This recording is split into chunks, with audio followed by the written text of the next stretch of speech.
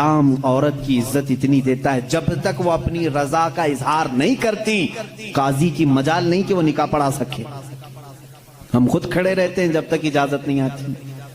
پہلے ہم عورت کی اجازت لے کر کے آتے ہیں اور پھر عورت کو اس کا حق مہر دینے کا حکم بھی مرد کو دیا گیا ہے کہ وہ تمہیں اپنی زندگی چھوڑ کر آ رہی ہے, اپنا گھر چھوڑ کر کے آ رہی ہے, اس کا حق مہر ادا کرو. اور لانے کے بعد جانتے ہیں میرے آقا صلی اللہ تعالیٰ علیہ وسلم کی تعلیمات کیا ہیں؟ اللہ اکبر. حضور اکرم صلی اللہ علیہ وسلم نے تاکید کے ساتھ فرمایا ہے کہ عورتوں کے ساتھ سختی نہ کرو. اپنے آخری خطبے میں حضور نے عرفات کے میدان میں یہ بات تک فرمائی, عورتوں کے معاملات میں اللہ سے ڈرو, حد سے زیادہ نہ بڑھو, عورتوں کے ساتھ اتنی سختی نہ کرو. مارنے کو منع کیا, کبھی ان کے چہرے پر نہ مارنا, کبھی ان کے خاندان کو تانا نہ مارنا, کبھی ان کو اتنی بری گالی نہ دینا کہ دل ٹوٹ جائے. یہ تمام احکام اسلام نے اسی عورت کی عزت ہی کے لیے تو دیے ہیں. اور پھر جس وقت وہ آئے, بزرگوں نے یہ رواج بھی رکھا ہے کہ ہم اپنی بیٹیوں کو اپنے گھروں سے قرآن پاک دے کر کے رخصت کرتے ہیں, قرآن کے ساتھ اسے بھیجتے ہیں. اور گھر لانے کے بعد جانتے ہیں یہ اعلیٰ حضرت رضی اللہ تعالیٰ عنہ نے لکھا بھی ہے. اعلیٰ حضرت فرماتے ہیں جب نئی دلہن گھر میں آئے تو اس کے پیروں کا دھون جو ہے وہ اگر گھر کے چاروں کونوں میں ڈالو تو برکت آئے. وہ آ رہی ہے اپنا رزق لے کر کے آ رہی ہے, اپنا رزق لے کر کے آ رہی ہے. یہاں تک ہمارے لیے کہا گیا, بلکہ دولہے کو یہ بھی کہا گیا, اسی یہ بیان میں ساری باتیں نوجوانوں کو سمجھ میں بھی آ جائیں گی. نکاح کی پہلی رات اسے کہا گیا کہ تو اپنے گھر لایا ہے دلہن کو تو سب سے پہلے اس کے ہی دوپٹے کو تو مصلی بنا اور اس پر سجدہ کر. یہ حکم ہے. عورت کی عزت نہ ہوتی تو ہم مصلی بناتے اس کے دوپٹے کو. پہلی رات کہا گیا ہے. یہ اور بات ہے کہ معلومات نہیں ہے نوجوانوں کو کہ شادی کے بعد پہلی رات, یہ بھی سیکھنے کی ضرورت ہے. علماء سے یہ تمام چیزیں پوچھ لینا چاہیے جس کی شادی ہو رہی ہے. دلہن آ رہی ہے تو ہم اس کی عزت ہی کے لیے تو یہ تمام کام کر رہے ہیں.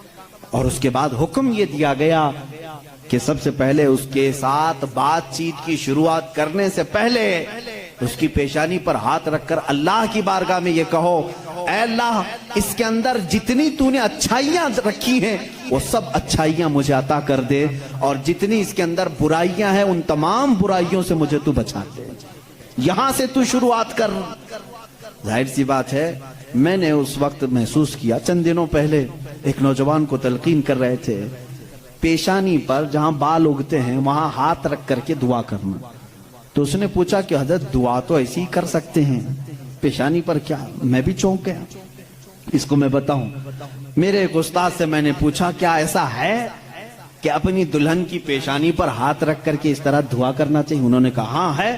دعا تو کیسے بھی کریں, ہاتھ نہ رکھیں اور ہاتھ چھوڑیں ہاتھ اٹھائیں, سب دعا اللہ سنتا ہے, لیکن اس لیے پیشانی پر رکھ کر کے دعا کرنے کے لیے کہا گیا کہ وہ آج اپنے والدین کو چھوڑ کر کے آئی ہے, اس کے وسیلے سے اللہ جلدی دعا قبول کرے گا.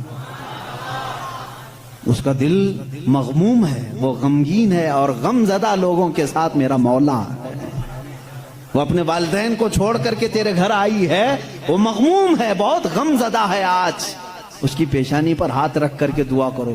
میرا اسی دن یہ ذہن سمجھ گیا کہ اسلام نے عورت کو وہ مقام دیا ہے, وہ عزت دی ہے. ہم نے اس کو اپنے جسموں کو سکون پہنچانے والا آلہ نہیں سمجھا, مشین نہیں سمجھا, بلکہ حقیقی مسلم وہ ہے جو اپنی عورت کی عزت بھی کرے, احترام بھی کرے. السلام علیکم ورحمۃ اللہ وبرکاتہ. میرے ناظرین رکے دوست رکے, اگر آپ بغیر شادی شدہ ہے نا تو شادی ہونے سے پہلے, شادی کرنے سے پہلے, نکاح ہونے سے پہلے آپ ایک مرتبہ اس مسئلے کو جان لیجئے گا. آج کل ہمارے رواج میں یہ ہو چکا ہے کہ جب ایک لڑکا اور لڑکی کا جب نکاح ہوتا ہے, جب دلہا دلہن کو اپنے گھر لے آتا ہے, جب شادی کی پہلی رات ہوتی ہے تو شادی کی پہلی رات میں ہم بستری کیسے کرنا چاہیے. اور آج یہ ایک رواج بن چکا ہے کہ جب تک دلہن کا خون نہ نکلے شرمگاہ سے تب تک وہ پاک دامن نہیں ہے. تو کیا ایسا بھی ہوتا ہے؟ آپ سب سے پہلے مفتی سلمان اظہری صاحب کے زبان سے بیانات کو سماعت کر لیجیے. اللہ کے رسول صلی اللہ تعالیٰ علیہ وسلم نے جو فرامین دیے ہیں, عزیزان گرامی وقار, یہ نکاح کے اس سسٹم کو بھی میں آپ کو بتاؤں. کچھ تو وہ ہیں جو یہ اسلام کے خلاف بھونک رہے ہیں کہ عورتوں کے اوپر زور زبردستی ہوتی ہے اسلام میں, اور دوسروں کی کیا بات کروں, ہمارے ہندوستان پر بیٹھا ہوا میں کیا بتاؤں, یہ بھی بڑی عورتوں کی, ہاں پیڑت مہیلائیں ہیں, مسلم پیڑت مہیلائیں ہیں جو خود بیوی کو چھوڑ بیٹھا ہے. ساری مسلم عورتیں پیڑت ہیں. اللہ اکبر. وہ خود اپنی بیوی کو دیکھنے نہیں جا سکا, زندگی ختم ہونے آ گئی, بال سفید ہو گئے. پیڑت مہیلائیں ہیں مسلمان. ہاں اگر اے مسلمانوں کوئی بھی ہم میں سے عورت پر زور زبردستی کرتا ہے, یاد رکھو میں تمہیں بتاؤں کہ قرآن کی قیامت کے دن اللہ جانوروں پر بھی اٹھائے ہوئے ہاتھ کا فیصلہ لے گا, تو عورت کی بات تو دور کی ہے. میرا عقیدہ تو یہ ہے, ایک عورت نے بلی کو باندھ رکھا تھا, بخاری شریف میں ہے, وہ مر گئی بلی, اور وہ عورت بہت عبادت گزار تھی, لیکن اللہ تعالیٰ نے فیصلہ فرمایا کہ اس عورت کو جہنم میں ڈالو. میری ایک مخلوق کو باندھ کر رکھی اس نے اور وہ مر گئی. ہمارا تو عقیدہ یہ ہے تم عورتوں پر اگر ظلم کرتے ہو تو تم ذمہ دار ہو, لیکن اسلام نہیں. اسلام وہ کامل دین ہے. یہ بیچارے کیا پڑھ پائیں گے جن کو کبھی ڈھنگ کی اسپیلنگ نہیں آتی, کبھی یہ ایک ایسا ہوتا ہے کہ ڈمرو بجاؤ تو کوئی ناچتا ہے. اسی طرح سے کچھ لوگ پیچھے سے کچھ لکھ کر کے دیں, کچھ بیان کرنے کے لیے, تو کچھ لوگ کہہ جاتے ہیں, ان کو خود نالج نہیں ہوتی. ایسے ہی کچھ لوگ اسلام پر بھی بھوکتے ہیں. اب اگر یہ ٹاپک اگر میں چھیڑوں 3 طلاق کے, تو اور بڑے معاملات ہیں. 3 طلاق کے لیے اسلام نے زور زبردستی کی ہے. عورتوں پر ظلم ہے, یہ پیڑت ہیں, یہ مہیلائیں ہیں, ان کو انصاف دلانا چاہیے. 3 طلاق دینا, پہلی بات یہ سمجھے ہی نہیں. آپ تو سمجھتے ہیں نا اسلام میں فجر کی نماز فرض ہے, ظہر کی نماز فرض ہے نا, عصر مغرب عشاء فرض ہے, طلاق دینا فرض ہے. فرض ہے تو اتنا کیوں نہیں سمجھ رہے؟ کون کہتا ہے کہ ہر مسلمان 3 طلاق دینا فرض سمجھتا ہے؟ ارے وہ ایک ایگزٹ راستہ ہے. ہم کبھی بھی کسی بھی بندے کو نکاح پڑھاتے ہیں تو طلاق کا نام تک نہیں لیتے. اگر ذکر کر دیا نا کہ میں 5 سال کے بعد طلاق دینے کے لیے نکاح کر رہا ہوں, تو وہ نکاح ہی حرام ہو گیا. بلکہ میں کہتا ہوں اگر تم نے نکاح میں یہ کہہ دیا 80 سال کے بعد میں چھوڑ دوں گا, یا 80 سال کا یہ کانٹریکٹ ہے میرا, تو نکاح نہیں ہے. وہ نکاح نہیں, اس کو متاع کہتے ہیں. ہم نکاح میں کبھی وقت متعین نہیں کر سکتے, بلکہ ہم تو لائف ٹائم کے لیے نکاح کر رہے ہوتے ہیں, لائف ٹائم کے لیے. لیکن انسانی زندگی میں کئی معاملات ایسے آتے ہیں کہ مزاج نہیں جم سکتا. ضروری نہیں ہے کہ ہر آدمی کا مزاج دوسرے سے جم جائے.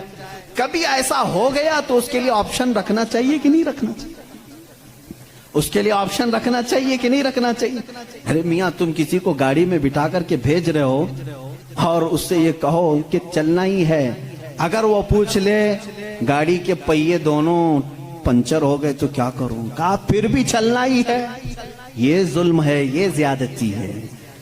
اس سے یہ کہنا چاہیے کہ اگر گاڑی کے پہیے پنچر ہو گئے, ٹائر پنچر ہو گئے, تو قریب میں گیریج ہے, کھول کر کے بدلوا لو. معقول بات ہے کہ نہیں؟ اگر بیچ راستے میں نہیں تم پابندی لگا دے, نہیں ٹائر نہیں بدلنا, پنچر ہوئی اسی سے چلنا, یہ زیادتی ہے کہ نہیں؟ اب میں آپ کو بتاتا ہوں, 2 ٹائر لے کر کے چلے تھے شادی کے بعد, 2 ٹائر ہیں اور دونوں چل رہے ہیں تو ٹھیک ہے, ایک بھی پنچر ہوا تو کیا کرو؟ یہ کہتے نہیں پنچر ٹائر کے ساتھ ہی چلو. ارے بھائی کہیں اور گاڑی گڑے میں گر جائے گی. حکم یہ ہونا چاہیے کہ اگر پنچر ہو گیا تو ٹائر چینج کر سکتے ہو, تمہارے لیے آپشن ہونا چاہیے. بس اسلام کا تقاضا صرف اتنا ہی ہے کہ اگر کسی کی زندگی میں انبن ہو گئی, نہیں بن پائی, تو اس کے لیے ایک آپشن ہے کہ عورت کو وہ بھی ایک ساتھ 3 طلاق نہیں, اس کو حرام قرار دیا گیا ہے. شریعت میں ایک وقت میں 3 طلاق دے دینا حرام ہے. میں اس کا ببانگ دہل آج اعلان کرتا ہوں, اگر کوئی ایک ہی ساتھ अपनी औरत को तलाक तलाक तलाक इस तरह 3 बार कह देता है तो उसने हराम काम किया, गुनाह किया, नाजायज काम किया है। अगर छोड़ना भी है तो उसको इस्लाम ने तरीका बताया है, 1 बार पहले बोलो, 1 महीने का टाइम दो, 1 महीने में भी फिर नहीं बनी तो दूसरी मर्तबा फिर 1 बोलो और 1 महीना छोड़ दो। 2 महीने का टाइम गुजर गया, अब फिर भी नहीं बन पा रही, तब फिर सबको बिठा करके कह दो हमने 2 मर्तबा देख लिया, अब हमारी जिंदगी आगे चल नहीं पाती, तीसरी मर्तबा